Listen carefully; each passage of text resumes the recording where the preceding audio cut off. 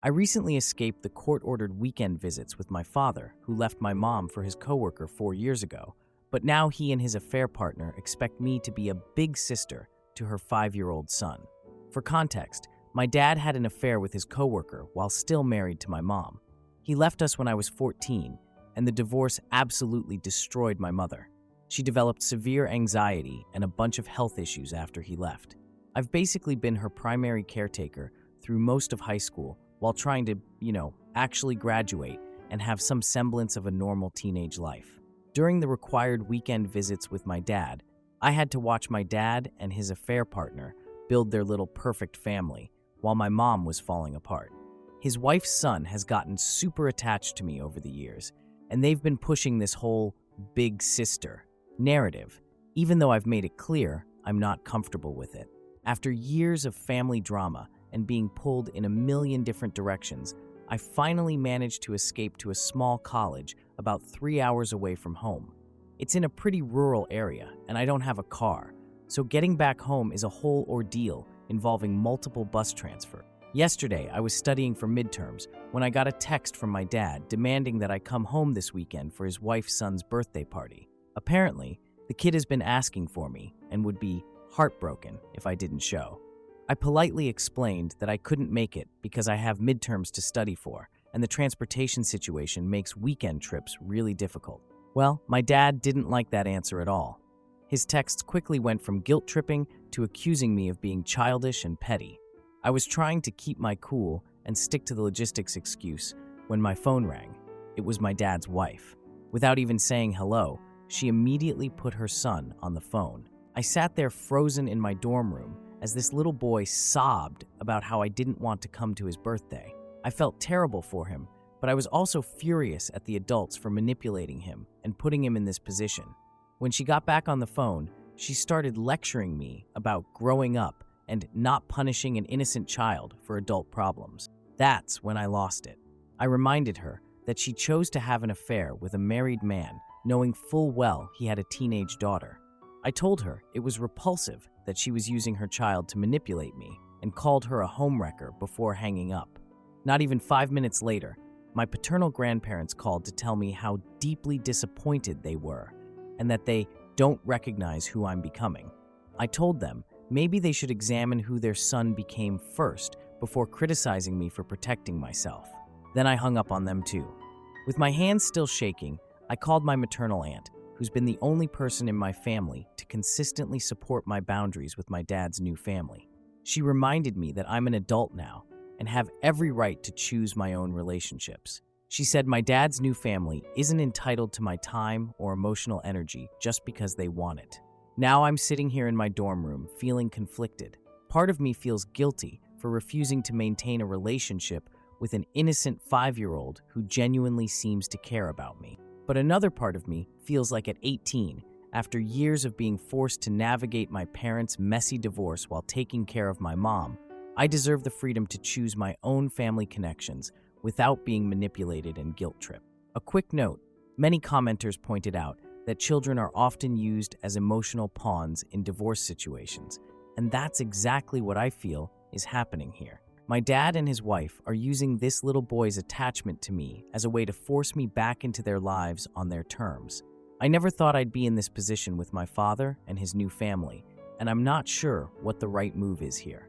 Thanks for reading all this drama. Sorry it's so long. Any advice or similar experiences would be really appreciated. Now for the first update. Update. My father's affair partner expects me to be his child's big sister. Wow. I really didn't expect my last post to blow up like it did. Rip my inbox. Thank you all for the supportive comments and advice. It's honestly helped me feel less crazy about this whole situation. It's been about 2 weeks since I refused to go to the birthday party, and things have gotten even messier than I expected. Since my last post, I've received what feels like a million messages from extended family members telling me I'm being cruel to an innocent child, as if I don't already feel guilty enough about that part.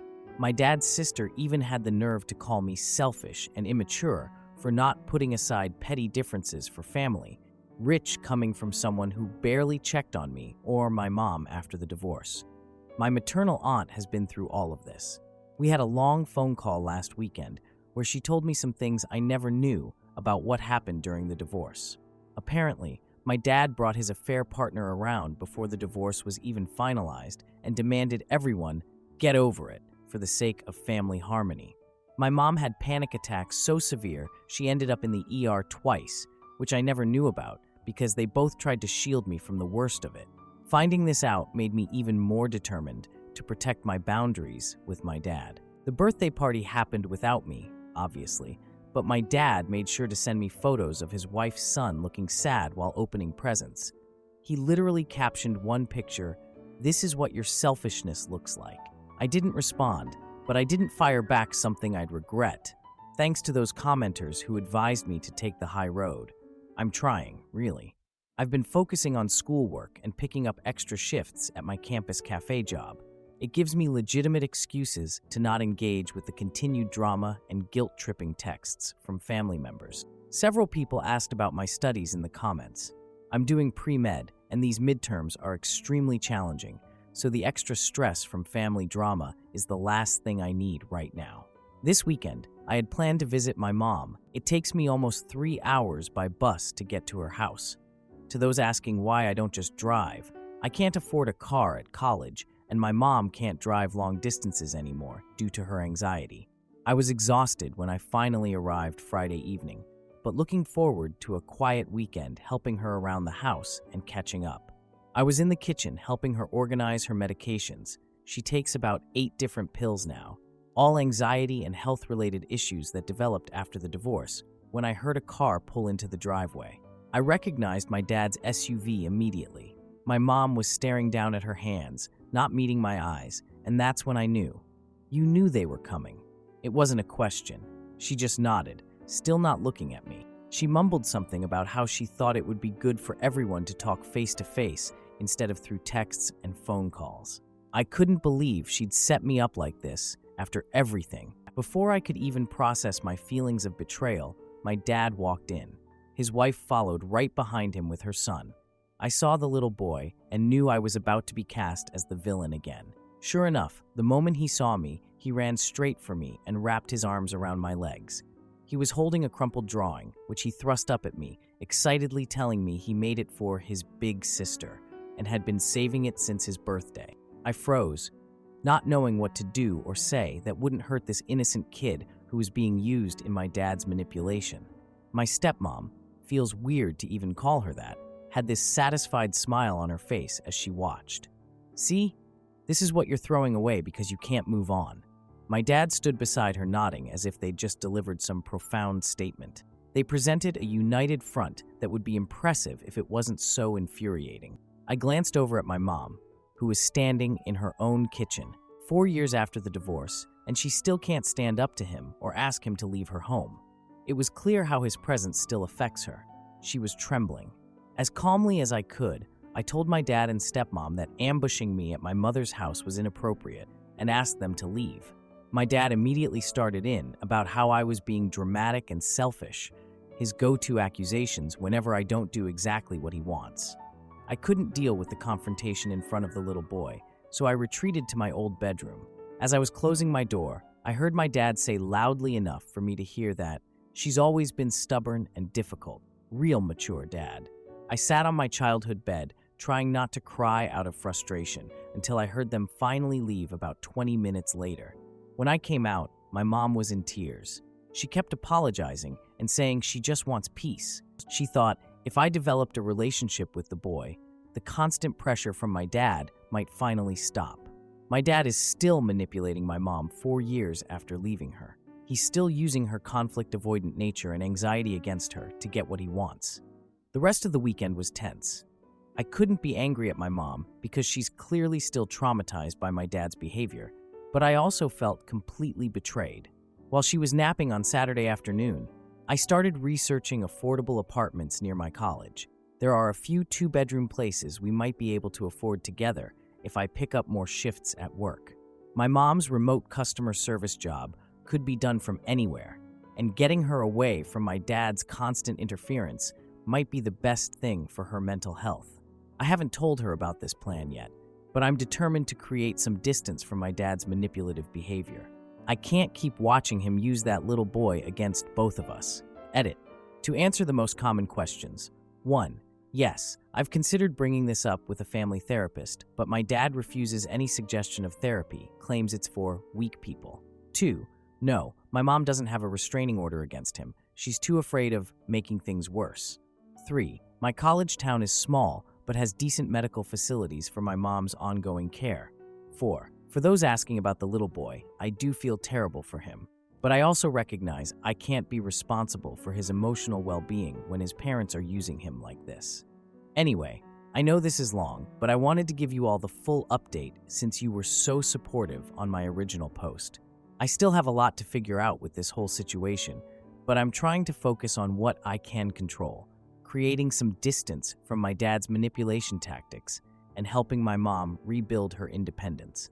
Now, for the second update. Hashtag Update 2. My father's affair partner expects me to be his child's big sister. Some of you predicted exactly what would happen next with my dad and his new family. I'm still processing everything that went down over the past month, but I need to get it all out. For those just catching up, a brief recap. My dad left my mom for his affair partner 4 years ago, and they've been trying to force me to be a big sister to her 5-year-old son. In my last update, I shared how they ambushed me at my mom's house with the kid, which led me to research apartments near my college for both me and my mom to share. Link to original and first update for anyone who missed them. Well, I actually went through with that plan. A month ago, I found a 2-bedroom apartment near campus. The rent is manageable if we split it, especially with me taking on extra cafe shifts. It's clean and quiet, exactly what my mom needs right now. At first, my mom was hesitant about moving. She's lived in the same house for almost 20 years, and despite everything that happened there, it's still home to her. But after that ambush visit from my dad, she started packing a little each day. I helped during weekend visits, and her anxiety has improved from having a plan to escape the situation. She even started therapy sessions with an online counselor, something many of you suggested in the comments. Thank you. They meet twice a week over video chat, and I've already seen small improvements in her behavior. The problem started when my grandparents found out about our plan. I love them, but they can't keep a secret. They mentioned it to my dad during a family dinner, thinking he already knew. He did not, and he was not happy. Since then, he's been on a campaign telling anyone who will listen that I'm stealing my mother away to isolate her from family support. He's called several relatives claiming to be concerned about my mom's mental state, suggesting I'm manipulating her because I'm still bitter about the divorce. The irony is not lost on me. The man who abandoned her for his affair partner is suddenly concerned about her well-being. Despite all this drama, I managed to ace my midterms. My professors were actually impressed with my work, which just reinforced my determination to create boundaries that protect both my academic future and my mom's recovery. No way am I letting my dad's manipulation derail either of us. Last weekend, I took the bus home to help my mom with the final round of packing. The moving truck was scheduled for Monday morning, and we were sorting through kitchen items when we heard a car door slam outside. I looked through the front window and saw my dad storming up the walkway, waving official papers in his hand. Before either of us could process what was happening, he burst through the front door without knocking. He hasn't lived there in 4 years, but still acts like he owns the place. He was red-faced and breathing hard. "What the hell do you think you're doing?" he demanded, thrusting the papers toward us. "You can't just take her 3 hours away from everyone she knows." My mom responded. I stepped between them, which just made my dad angrier. He became more aggressive in the living room. According to him, my mom was clearly not in her right mind to leave behind family and friends to move near my college. He waved the papers again, claiming he was seeking a psychological evaluation. When I tried to take the papers from him, he jerked them away and shifted his attack to me. "You're manipulating her because you're still angry about the divorce.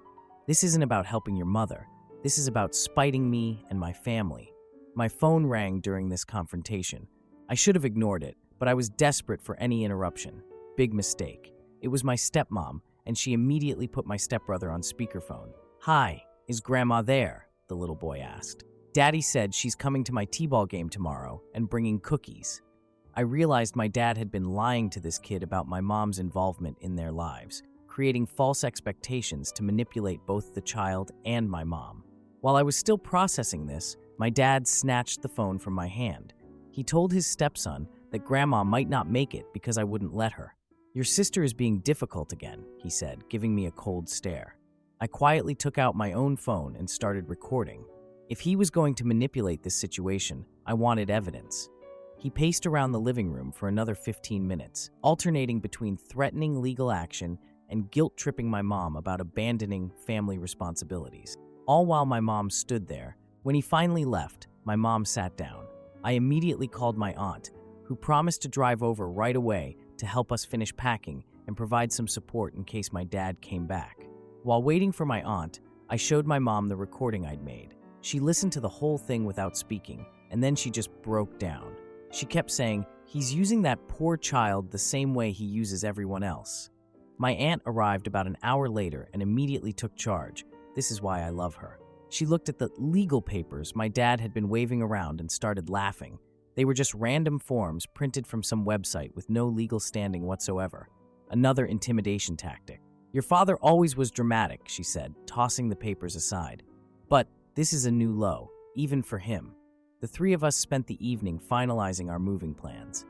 My mom showed a resolve I hadn't seen in years. Every time she started to waver, I played a small clip from the recording where my dad talked about Grandma's cookies for the t-ball game, promises he'd made without even consulting her. It was all the reminder she needed. My aunt stayed overnight to make sure my dad didn't come back for another confrontation. The next morning, we loaded up the moving truck without issue.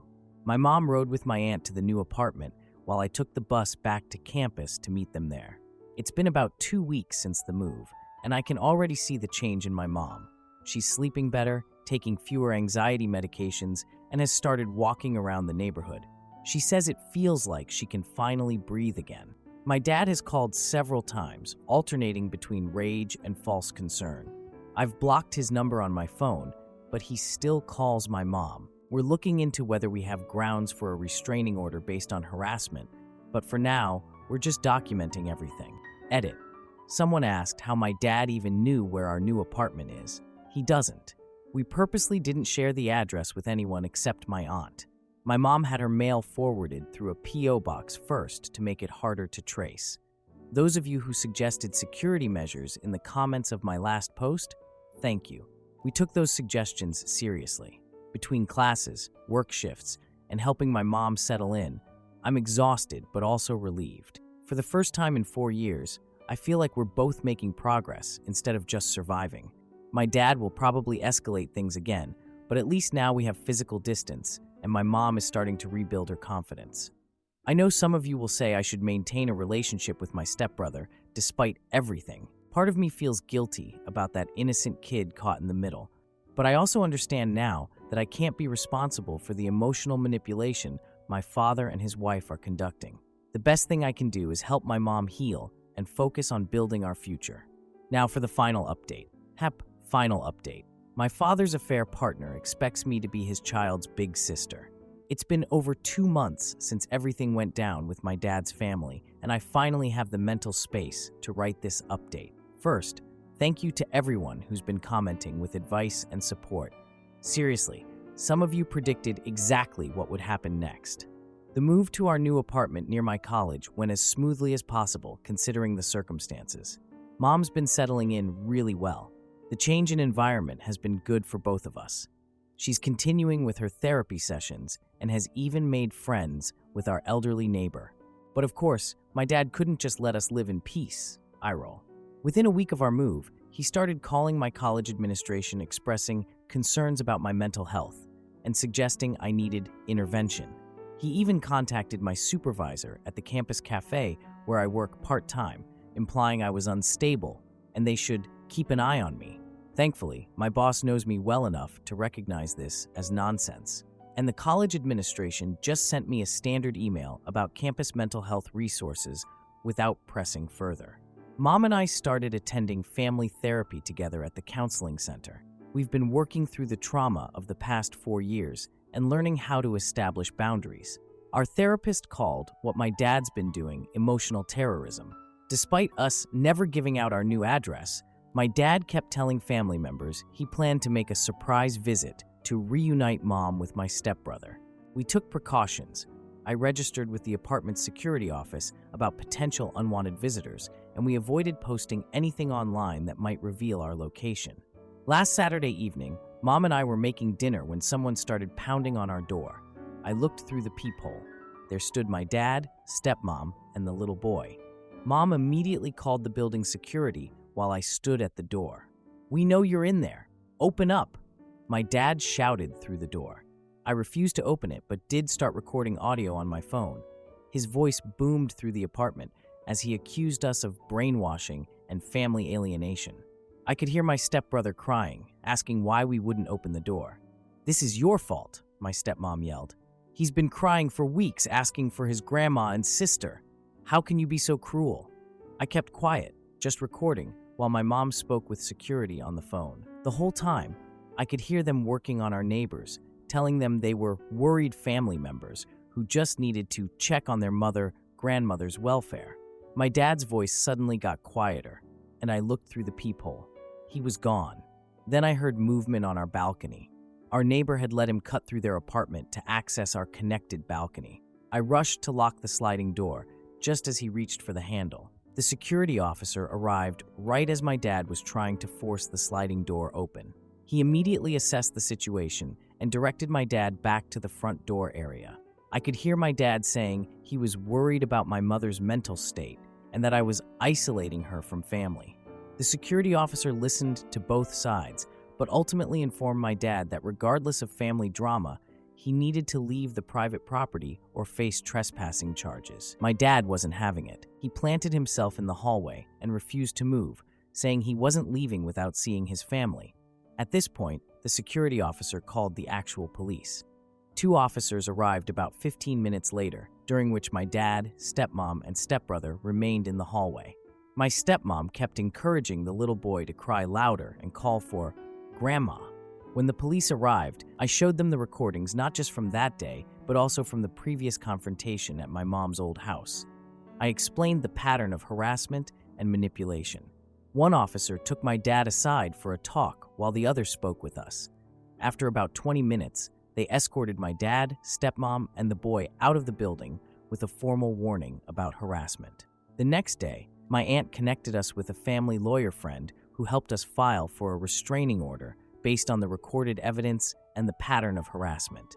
The judge granted a temporary order almost immediately. I never imagined we'd need legal protection from my own father, but here we are.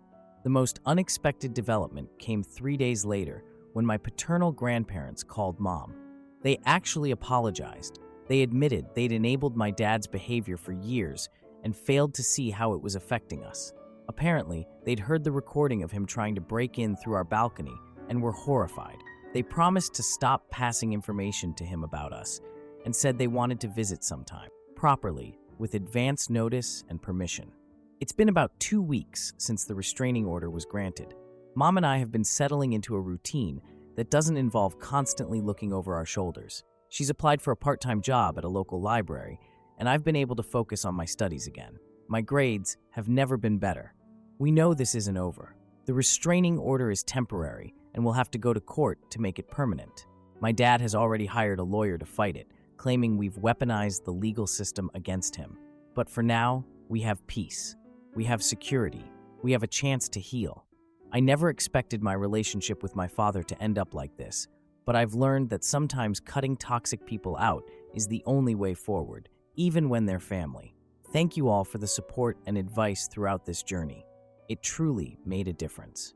Especially those who told me to document everything. You literally saved us. Edit. Several people have asked about the little boy and if I feel guilty about not maintaining a relationship with him. Of course I do. He's innocent in all this. But I've come to understand that I can't be responsible for the emotional manipulation my father and stepmom are conducting. The best thing I can do is work with my therapist to process these feelings and focus on healing myself and supporting my mom. Maybe someday when he's older, we can have a relationship that isn't controlled by my dad and stepmom. But right now, that's not possible.